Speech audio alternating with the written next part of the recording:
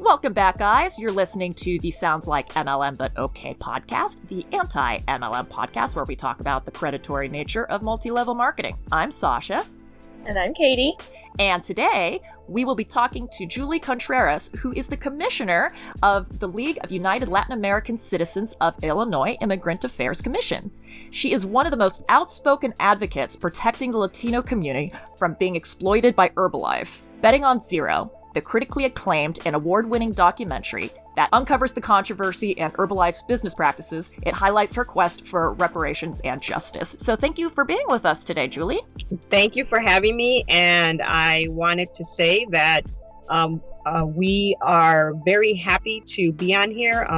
It's so important for a message of truth to get out to everyone, every single person, to understand that, the HLF victims' lives matter, that it's not just something about Wall Street. It's about real people being impacted, people who quote unquote live in the shadows, but in reality, they are the Juan, Jose's, and Marias that are working every day very hard for their bread and butter, you would say, but we say frijoles and tortillas to feed their families.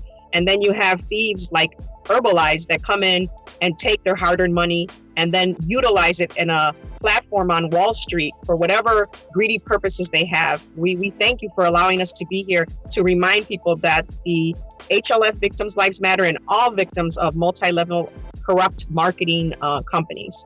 We love that you call it Herbalize, by the way.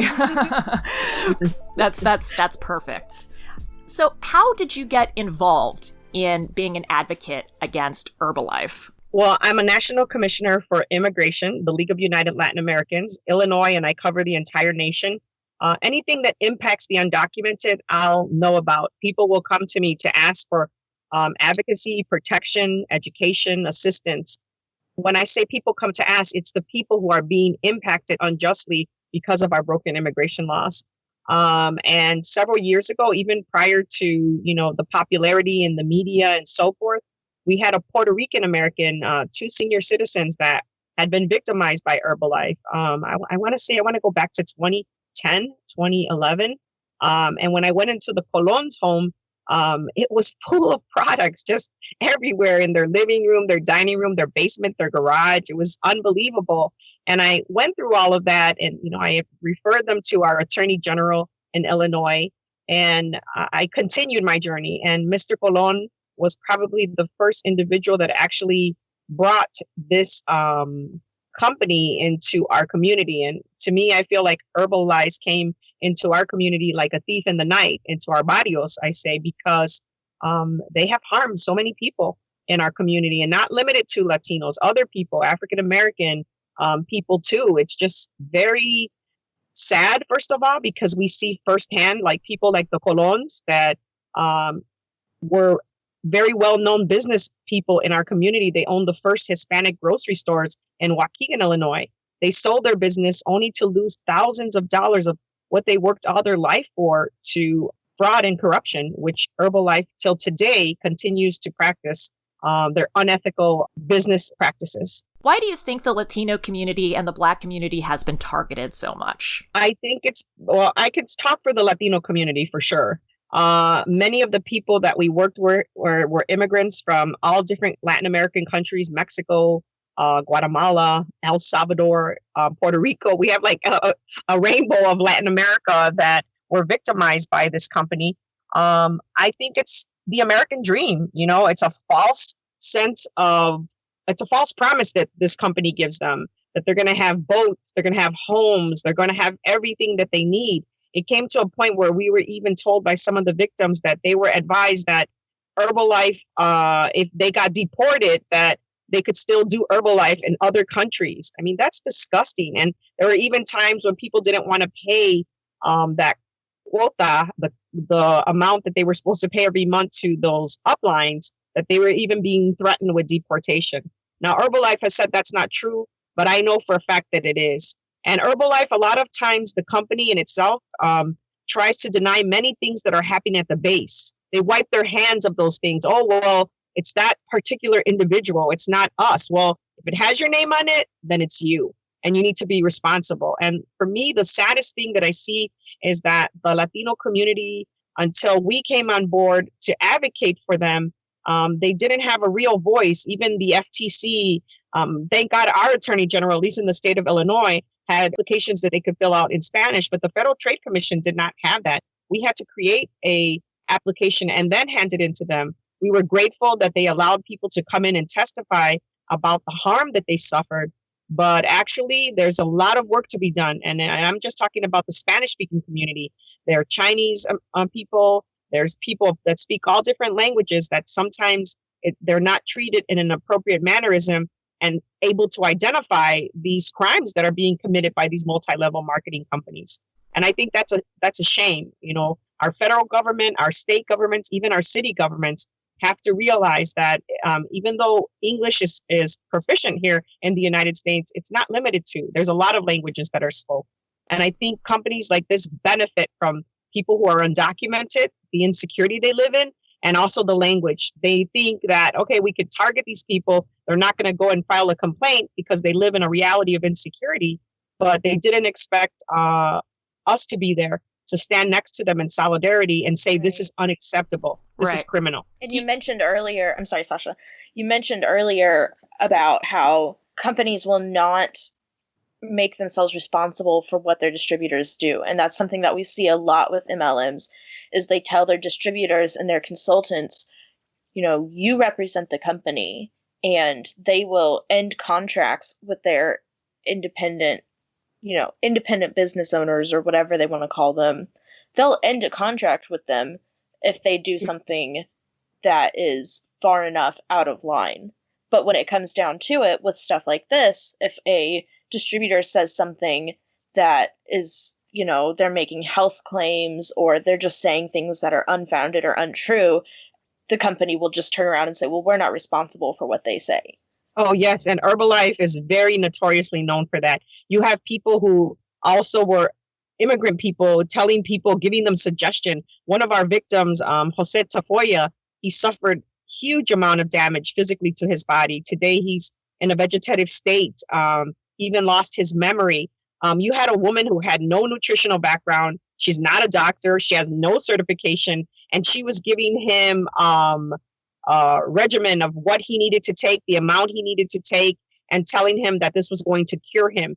Mr. Tafoya was a recipient of a kidney transplant, and you cannot, I don't care who you are, even certified nutritionists, even other doctors that are working with you, specialists, will always tell you to go back to your doctor. In this case, it would have been his transplant doctor. He's taking anti-rejective medications. How would all these things interact? And Herbalife at a corporate level is going to say they're not responsible for what that woman did to this man.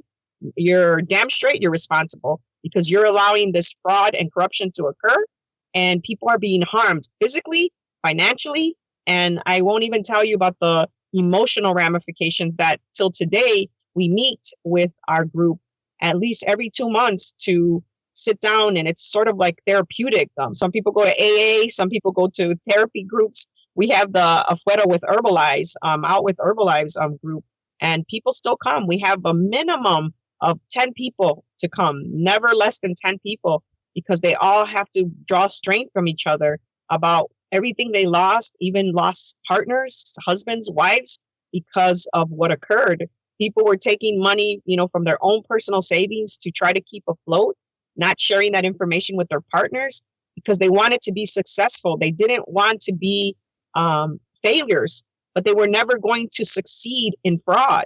And that's the sad part about it. I've even heard testimony from one Guatemalan immigrant lady where she withdrew herself because she started to realize that she was selling a false sense of hope to her community.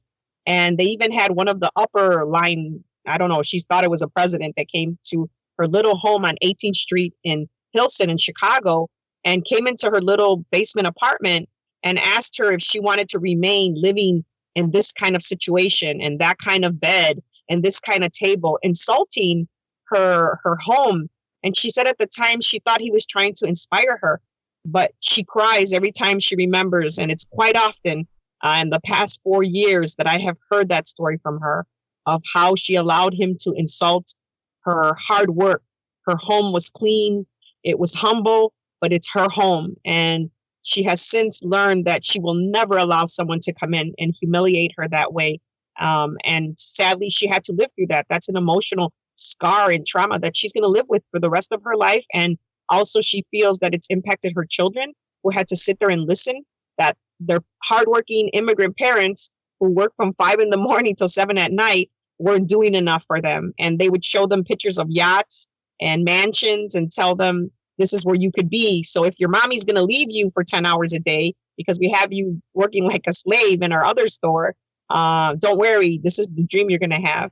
I even had another family where part of the 3 children and the husband would help because they wanted to win a trip to Disneyland. And when we sat down and calculated all their losses through the years, they all broke down in tears, just crying, hugging each other, because they said half of the first year of all the struggle they did for this company, where they made nothing, was they could have went to Disneyland 3 times as a whole family.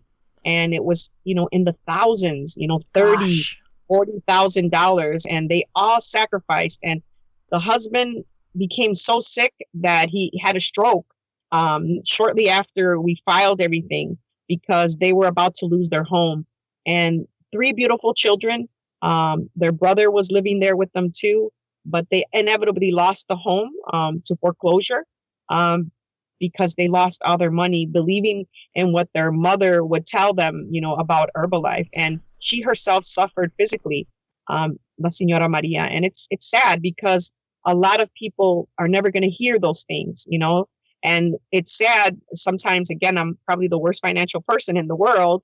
I take from Peter to give to Paul to help people.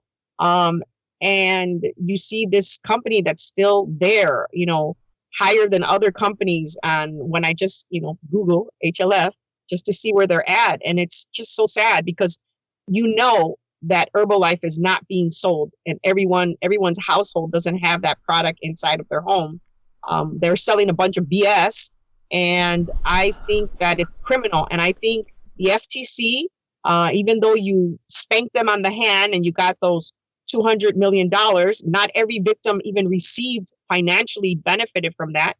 Many of them were also accused of being part of not calling them a pyramid scheme. Well, I have a question, Julie, because you mentioned earlier that the family will go and work at a health club for 10, 12 hours a day.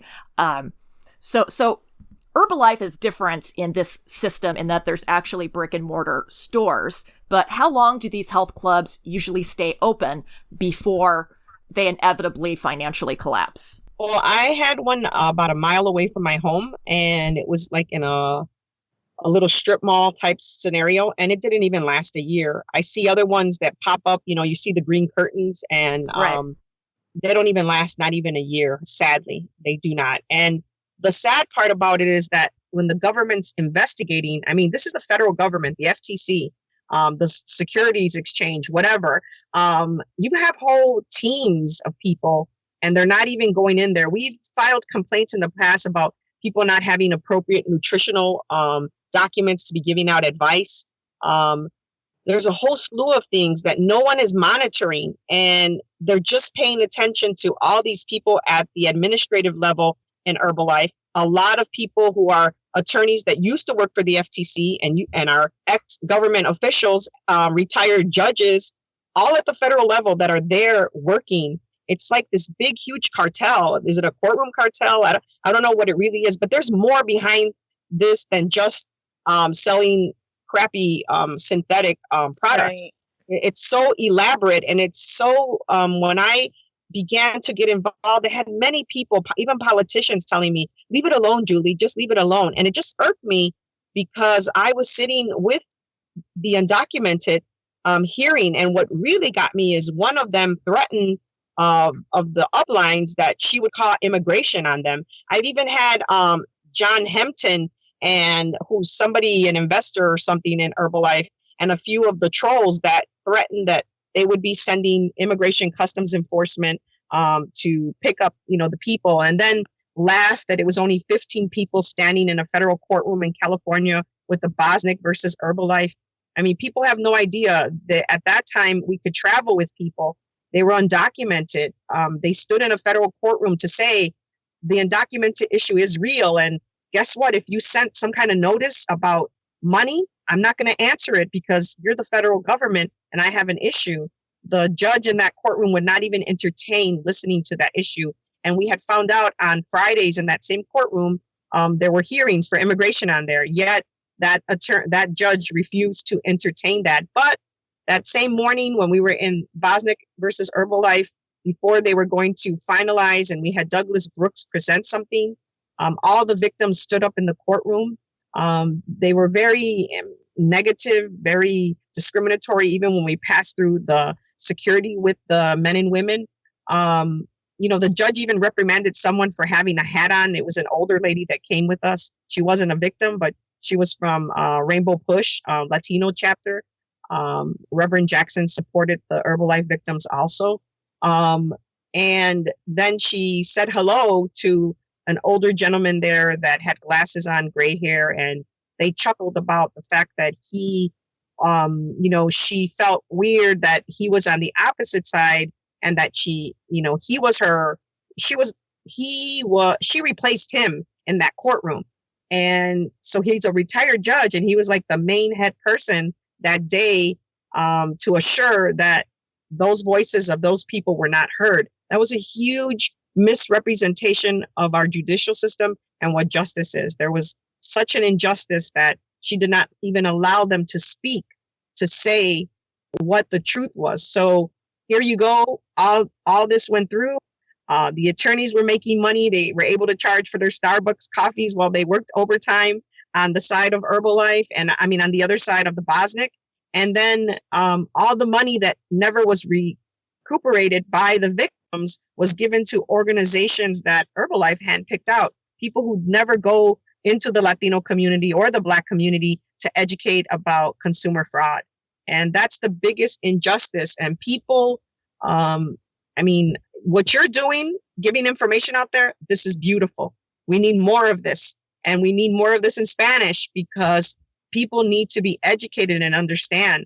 I can't really explain why the Latino community is so vulnerable other than them wanting the American dream, like anyone, even as an American, we want that dream of having our home with the picket fence and our vehicle and be able to pay your bills. And if you could have a little boat, wow, I would love a boat myself. But, the reality is that it's not going to be done instantly. And there's so many people selling that false sense of being rich. They're telling you that you could do this. Amway, all these other companies, it's a false statement. And for me, our government needs to be stricter on this. But then you kind of see, with the current president, Carl Icahn was at his, swearing in to be president. And then this Amway lady is now the head of what does she even know about education? She doesn't know anything about education, in my perspective. And I think that it's sometimes in our country, it's not what you know, it's who you know. But in the end of the day, I believe that the will of the people should be the law of the land. And people are not accepting these multi-level marketing anymore. And our elderly, they're so vulnerable to that because they're sitting at home watching television or even on the internet. And there should be stricter laws to that. And it's really scary. When I became involved with Herbalife, my specialty is intervention with deportation to keep families united and humanitarian intervention for people who are suffering from ailments, and the immigration system doesn't really understand some of the things, the human aspect. But for me, when I got involved with Herbalife, it was so sad to see all the corruption. I would say to myself, how deep in the political pockets is this company going? And people I have a question, because if we back up a little bit to talking about the lawsuit, did that benefit the Latino community, or was there kind of a disconnection there? The Bosniak versus Herbalife, it benefited 17 of our victims. Okay, they did get compensation. Some of them got very good compensation back, but still nowhere comparable to what they originally lost. Some of them got nothing back.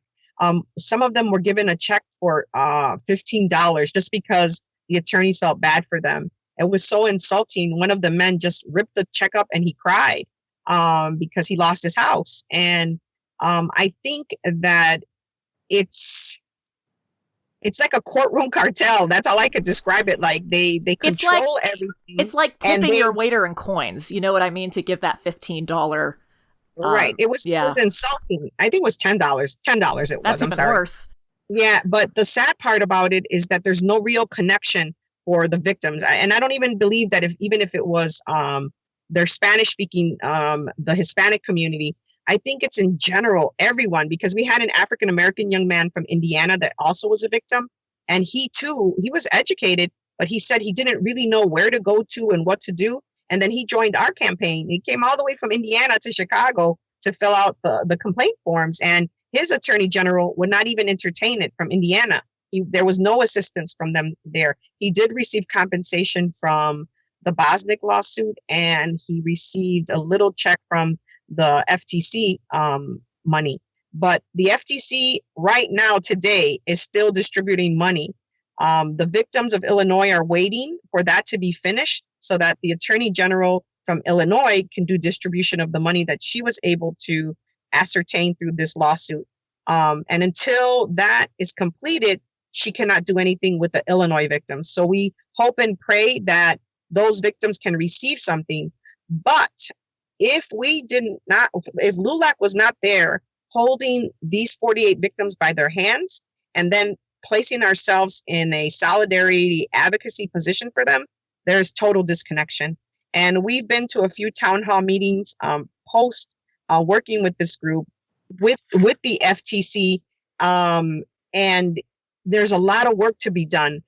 They did the FTC Twitter.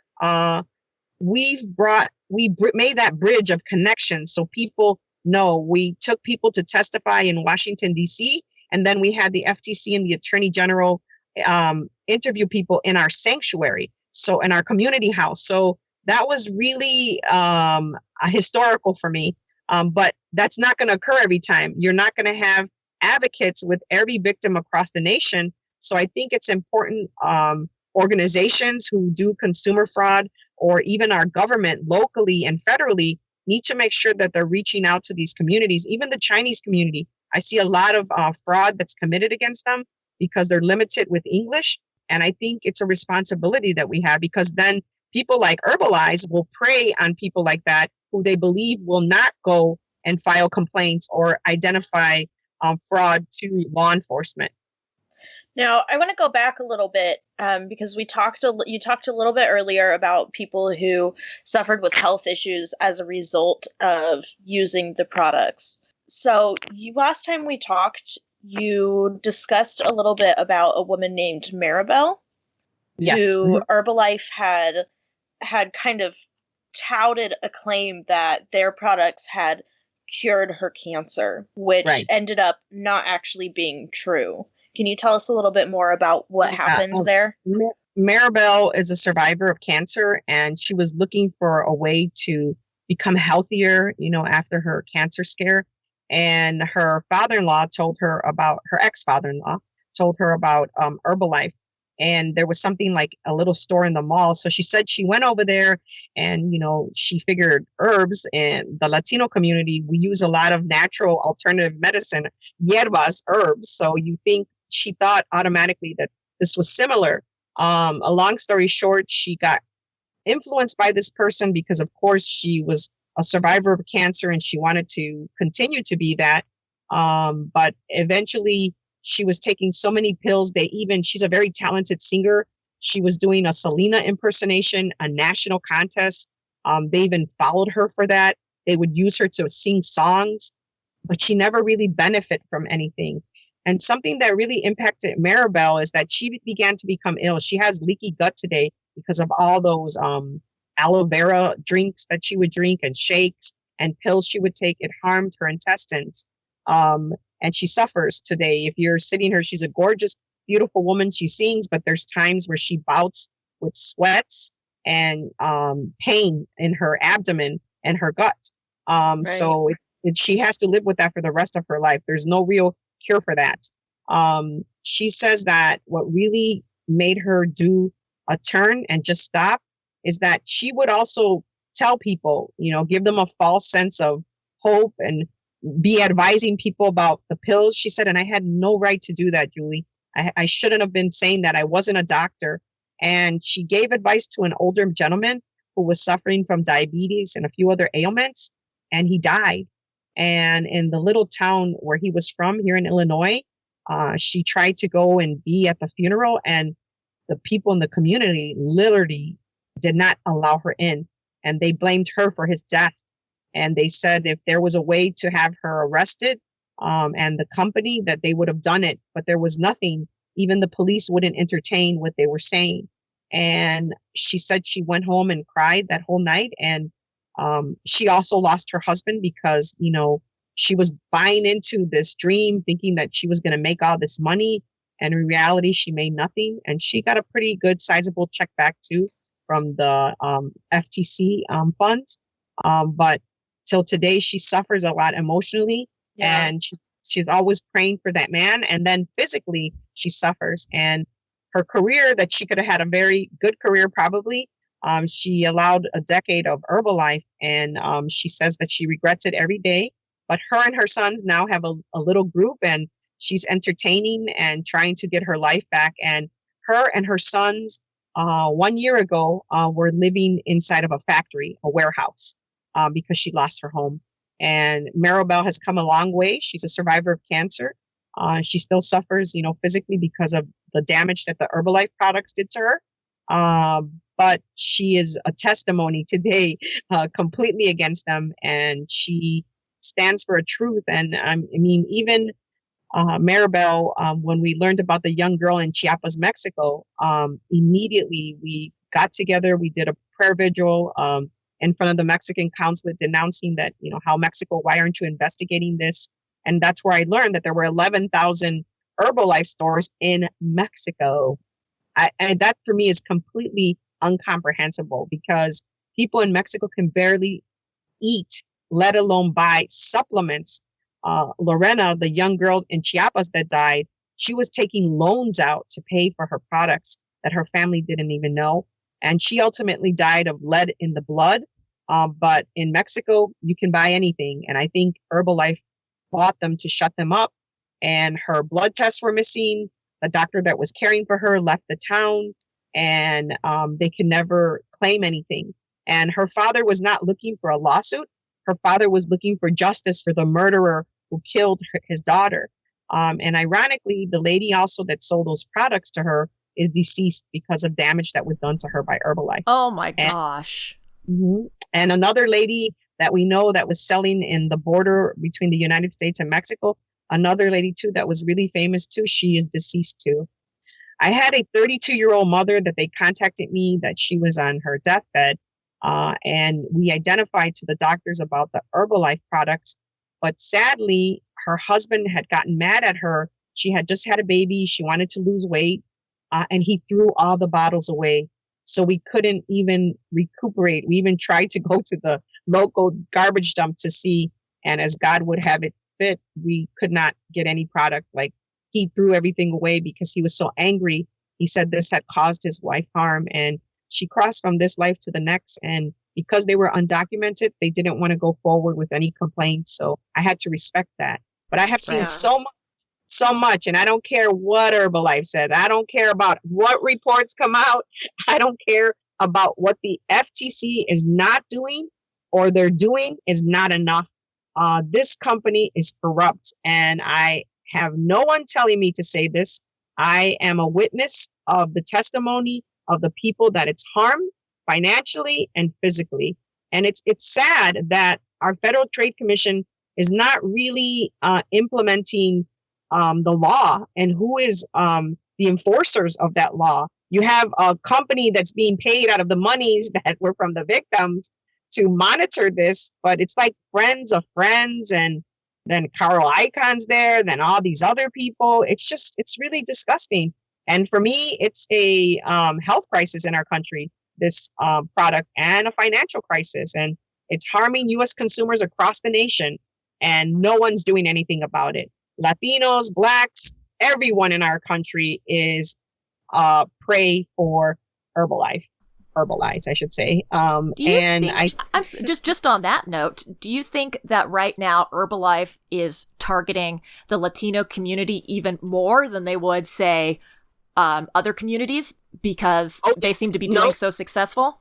No, it's not successful, first of all. It's a lie that they're in. Well, that was, wrong phrasing, but you know what I mean. Until they realize it. And let me tell you something. Some of those FTC checks that are coming back have come back to family members of the victims that we're with, who are still in Herbalife. And guess what? They were told by Herbalife, we gave you that check back.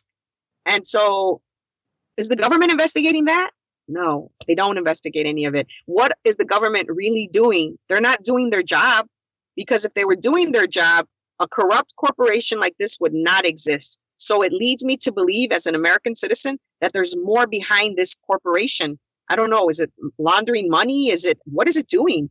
Because it's still in existence. It should have been shut down a long time ago. Should have been shut down the first 5 complaints that we put in there with evidences and everything. And Edith Ramirez, we were grateful that she actually did something, but you can't stand up there and say, I can't call it a pyramid scheme. And then in all the legal jargon, it is a pyramid scheme when you read it in exactly what they wrote, but you don't want to say it because of politics. It's sad. It's very sad. And there was a point where I would just have to sit back sometimes and say, wow, how politics work here and how dirty this money is. And everyone was involved. I can't name it, the organization. There was a Hispanic organization that received monies from Herbalife. And there was one time we went to the LULAC National Convention, and they put a notice. It was the Kardashians were on the front page of, I want to say, the New York Post. I don't remember. I have it at home. But then there were several Latino leaders, some of them who I never even heard of, that were saying that no, Herbalife is good. It gives people jobs, that Julie Contreras is wrong. And they damn know. One of them even had a family member who was a victim by it. And they refused because Herbalife was giving them $10,000, $20,000. I'm like, really? You're taking that blood money? It's worth it from you? Even in Chicago, the Mexican Fine Art Museum, I had to protest them. It was heart-wrenching for me because I know the founders of that many years ago, and my parents, how hard in our community in Chicago we worked to have that. But at the same time, that was unacceptable by the current CEO there, or president, whatever, director, to be taking money knowing that your community is being harmed by this product. So there's a lot of politics involved. And like my mom used to say, if you want to find the root of all evil, follow the green monster, which is money. And money talks. Yeah. And that BS walks, So for me, I think it's so sad. And it made me see, it's like you grow up believing in saints and then you see they're sinners. And to see a lot of the Latino leadership that turned their backs on me, and didn't want to accept, until today, do not accept. I have relationships that I had for years and I don't talk to them anymore. And they asked me to step away from this. And I said, no, I'm not stepping away from a truth. And why would they ask you to step away from it, you think? Because people are receiving money from this corrupt entity, which is Herbalife, and they're receiving money from them for scholarship, for whatever it is, and it's not like they're giving them millions of dollars. For me, I told them, it's better that if you go and ask 1 million Latinos to each give you $1 than take money from those corrupt people who are harming your community and laughing about it. I remember seeing a video footage somebody put out in the media where there was one of these Herbalife guys telling them to look for the Mexicans and shove all the pills down their mouths. Latinos shove all the pills down their mouth. Yeah, it was so horrendous. That just gave me more momentum. And it was a time when I had first began to be public about it, and people telling us to stay away. Even Latino media stations. Why do you want this? Guess what? I have compassion, and I think it's wrong that Maria, Susie, and Juan and all of them are suffering because of this, and no one cares about it. We have people have bold stepped about this, and even like betting on zero. People are, you're famous. No, I'm not famous. I'm a freedom fighter, and I serve the truth and liberation of all God's people.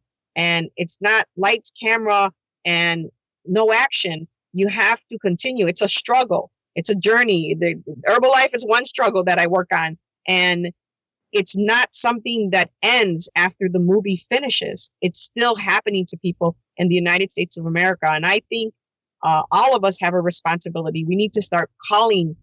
People need to file complaints. I don't care who you are, where you are. And if you see somebody, an elderly person who can't do it, help them do it. Or a Spanish-speaking person like myself, help them do it. Many Spanish-speaking people, too, another benefit that they prey off of people like Herbalize is that many of them don't read and write. They only speak Spanish, so they benefit from that. And they're able to take advantage of people by doing certain things like that. And I think our government needs to be held accountable. They need to practice the rule of law. It's there. Practice it. Help these people. Not only this issue with Herbalize, there's so many other multi-level marketing companies that are harming people, especially the elderly and, the economically deprived, because they're looking to be able to have that American dream. And not only the American dream, to make ends meet, to feed their children, to clothe them, and to pay their rent. Well, and I think what makes it even more difficult for the government to aside from them all being paid off, the FTC definition of a pyramid scheme is so loose. And I know that there was, Katie and I just talked about in a previous episode, we talked about HR 3409, which would perhaps not be as helpful as the representatives were intending it to be or not intending it to be. Yeah, some of these laws that are written, they're so complex, and a lot of us don't understand all the jargon that's in there. But I think if it's even has a little tiny paragraph or sentence that would allow them, and that's what they do. A lot of legislation that's submitted, say, for example, for gas in Afghanistan, they put other laws in there, these senators and these congressmen, to allow people to be pardoned, like Scooter Libby or different people like that are harming our nation. But those laws that need to be put together, people need to be aware of them so that someone can call and say, Congressman, please don't vote for that. That is an anti-consumer bill. That is not helping us. It's going to harm us. Or reverse, put something together that will help us. But in the end, it's really up to us as Americans to make sure that we're making those phone calls, that we become involved. And a lot of times, it doesn't matter who you are, you don't become involved until it impacts you. But I believe in our judicial system, and I believe that's why it's here and why we have certain entities of the law, and we have to hold them accountable. And if they're not doing their job, then we need to write letters, or we need to go in front of their entities and have a little prayer vigil or a protest to remind them that we're here for you to protect us. And it doesn't matter who's the president. These entities of the law will always be there, no matter who's running the country. Now, so you are a wonderfully outspoken advocate, and you have been very outspoken before Betting on Zero was even on Netflix and released in theaters, and Betting on Zero must have been wonderful because it got a lot of people to know about the corruption behind Herbalife. Were you receiving any hateful messages or threats before Betting on Zero? And did they seem to get worse after? Well, I was receiving I call hate love messages, even before Betting on Zero from people. As I mentioned, people began to not speak with me, even in the Latino community, because they wanted us to leave the issue alone, and then to find out that Herbalife was, sponsoring events for them and so forth. So then I knew where that type of attitude towards our advocacy was coming from. But yes, a lot of trolls. One of them is specifically John Hempton. He's an Australian, I don't know what, person that's involved too in Wall Street and in Herbalife, that continuously would attack And as recent as a few months back, he was still pretty active. And it came to a point after Betting on Zero where we were being threatened that immigration was going to be contacted by some of these trolls. And John Hempton was involved in that too, making comments that we better calm down, or, he would tell that person to go ahead and make the comments. I don't remember the troll name on Twitter, but I actually had to contact Immigration Customs Enforcement to identify what was occurring with them, and a contact at the FBI, because that's threatening the livelihood of the people who I serve, and they live in a reality. I can't change that, but they're definitely not criminals. They're guilty only of coming here for a better life. So it got a little worse, but we all talked about that like in a democratic way, even before we took the bold step to journey into being on, Betting on Zero. So for me, it was important that they agree that it was something that they wanted to do, not me just making that decision. I felt that it was necessary for them to be in agreement with us. Now, how did you, if you did at all, how did you respond to these trolls? I don't know. It's on Twitter. I was at some point for about 2 years. Twitter was like my second breath from my real breathing to defend and keep the message going. Till today, I continue to make messages. Like today, a report came out about a couple that's from Herbalife, and they're still out there benefiting off the backs of people. A Hispanic couple, I believe it is, and just reminding people that Herbalife victims' lives matter. And all multi-level marketing victims' lives matter.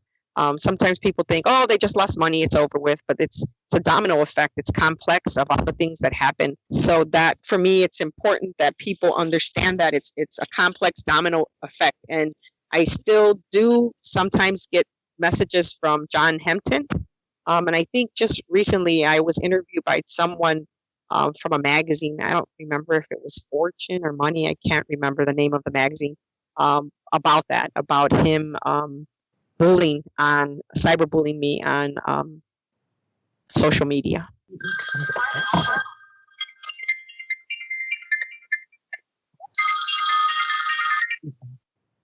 I'm sorry, my sister's next to me now. That's okay. So, in regards to Betting on Zero, when it was first released to theaters, we have seen a lot of articles talking about how Herbalife's lobbyists bought up it's this one in particular from the website says that they bought up more than 170 tickets. Oh, yes, that was in Washington, D.C., wasn't it? Yes. Yeah, it was some kind of film festival for journalists, and they had myself, Ted Braun, and Mr. Ackman on the stage. It was so funny because people were asking us questions, but they bought up tickets, but we still got our message out. They could buy a zillion things. For me, like my mom used to say, you could lie all you want, but at the end of the day, like in the water, it's going to float up to the surface, the truth. And then I'm going to whip your booty for it, she used to say. So for me... Do you still see at all Herbalife or anyone associated with them trying to keep people, especially the Latino community, from seeing this movie, from seeing this documentary? Yes, and I think the Latino community, our victims came to see it in Chicago on the north side. It didn't have the subtitles. We ourselves showed it at our church to everyone.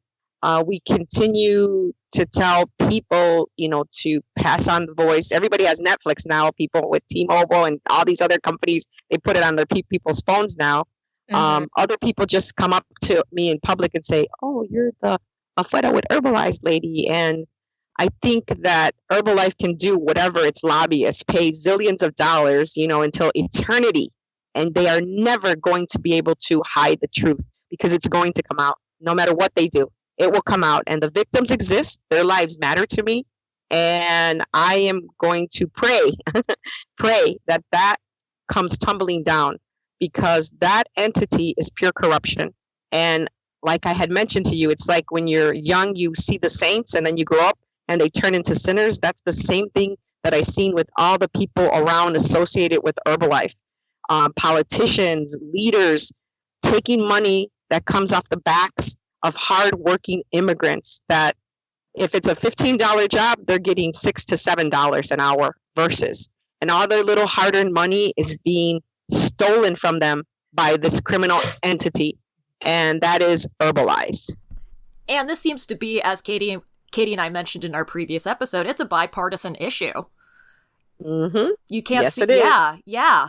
And that's what a lot of politics involved, a lot of people. I remember we went to go and take a list. I have all the Herbalife victims' pictures. I typed, just like I do for my immigration cases, the family, the picture, and their little small scenario of their story that we made. And we did fundraisers. We sold tamales so that we can make copies when we went to lobby in DC. So they're just ordinary people doing something extraordinary. And we went to this, I want to say his name was Orrin Hatch. I think he's from Utah. He's very much involved in these multi-level marketings. And they wouldn't even entertain to even let us speak to one of their representatives. But we left the packet there. And it was such a chilling feeling to go in there looking down at these people. But you had immigrant people walking the halls of Congress to take a message of truth and asking our, legislatures to please take responsibility because this company is harming people. So they can do whatever they want to do, but it's not going to be very much longer. And I hope if my Theo Carl icon is licking the same my Uncle Carl, that when he leaves that company completely, it goes crashing down. And the day that happens, I invite you ladies and everybody, I'm going to have a big fiesta with a piñata and tacos and everything, because that company has caused so much harm to our community. And sometimes when I sit and I meditate and I pray, I think about Lorena Peralta, a young girl who was, bamboozled into thinking that she was heavy. And this is Chiapas, Mexico. This is such a poor part of Mexico. To even say that you had an Herbalife club there, you should be ashamed of yourself, because people are too poor even to eat a tortilla or eggs or milk, let alone buy products. There is something more behind this entity, which is Herbalife, and it's pure corruption back there. It's not just a supplement, vitamin supplement, if that's what you want to call them, because I have seen the harm that it's done. It's more than that. And our government, I don't know. I don't even know what to say. It's awoken me to a lot of the corruption that exists and the politics, because you're right, bipartisan stuff. Everybody somehow is involved with this and the corruption part of it. And I really hope and pray, and I know the day will come when it ends and it falls down. And sometimes I sit back and I think about this gentleman that created this company. He committed suicide. People should just stop and think about that for a moment. He died inside of his room. What was going on with him? Katie, did you know that? I don't think that I did. I didn't know that. That's what I understand, that he committed suicide, the founder of this company. And that in itself is really scary. He was taking all kind of pills, and, it's just really scary. And it's something funny that right now I'm talking with you. I had a lady that came to me 2 days ago, and she is a mother of children, and she had come to say that she watched Betty Non-Zero with her son, and that she took Herbalife products, and those Herbalife products, she said she took them for like 5 years, and she suffers from chronic pain under her ribs and her area. I referred her to an attorney in Chicago who was looking into cases like that. But Betty Non-Zero brought that to her attention, when she heard and seen what was going on. So I felt like it's helping. And Ted Braun, he was a wonderful person. And again, he gave a voice to just ordinary consumers who have been harmed to do something extraordinary. And I hope that history will show us that companies like this have no place in our economy. And I want to thank you two for bringing not only Herbalife, but continuing. It's hard, but you're taking the time to have your podcast to bring a message of truth and educate people. And more people need to hear this. And we need to get you translated into Spanish so we can put it in the Latino absolutely.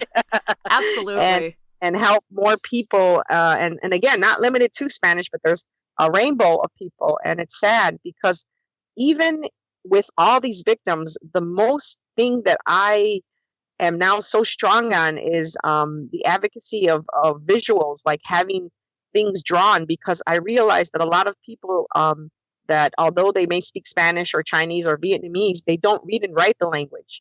And sometimes even in Spanish, it's a Castilian Spanish. It's not a bicultural Spanish. Right. And there's not a Spanish that can be for everyone, but many people are not literate and they don't read or write. So that is something that I discovered that our federal government needs to identify with and help, so that I think companies like Herbalife take advantage and prey on people who have limited educational, limited financial resources, and limited legal status, so that they could take advantage and prey upon these people.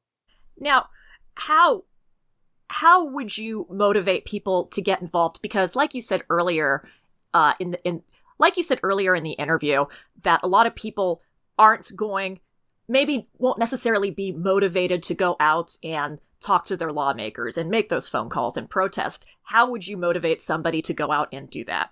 First of all, let me say about the Latino community, unless they're impacted, they don't want to move. And I think a lot of consumers are like that too. But I think that we all have a responsibility, and people need to realize that, most of all, no one can promise you tomorrow except the creator himself that. And I don't think anyone can promise you that you're going to be a millionaire. And I would say that I would look back to my father, who taught us a good work ethic, that you have to work hard for what you have. And even some of us, like myself, I work hard, but I'm always giving it away.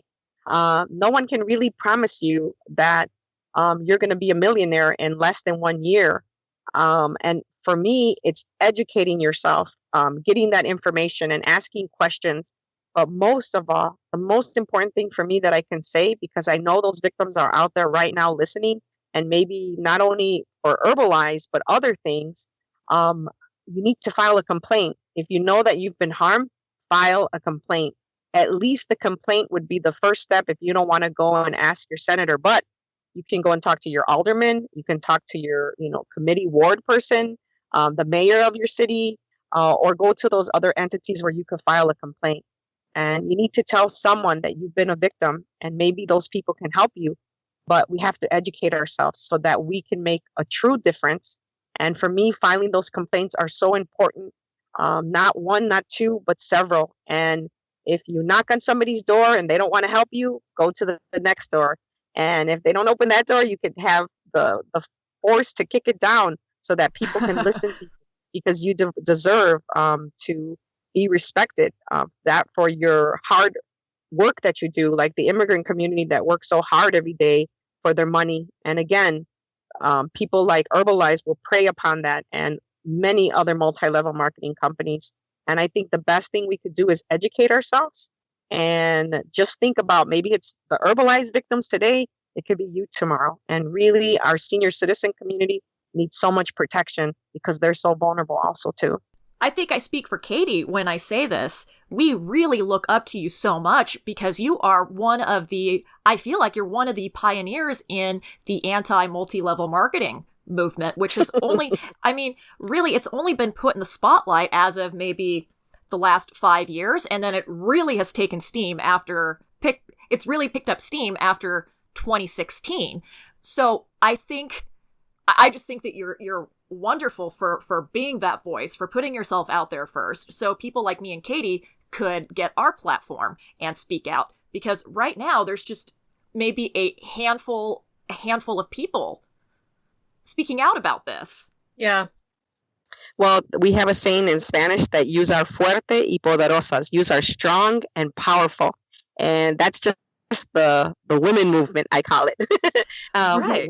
I think we're the birth of civilization, first of all, and I think that we need to remain united no matter where we come from.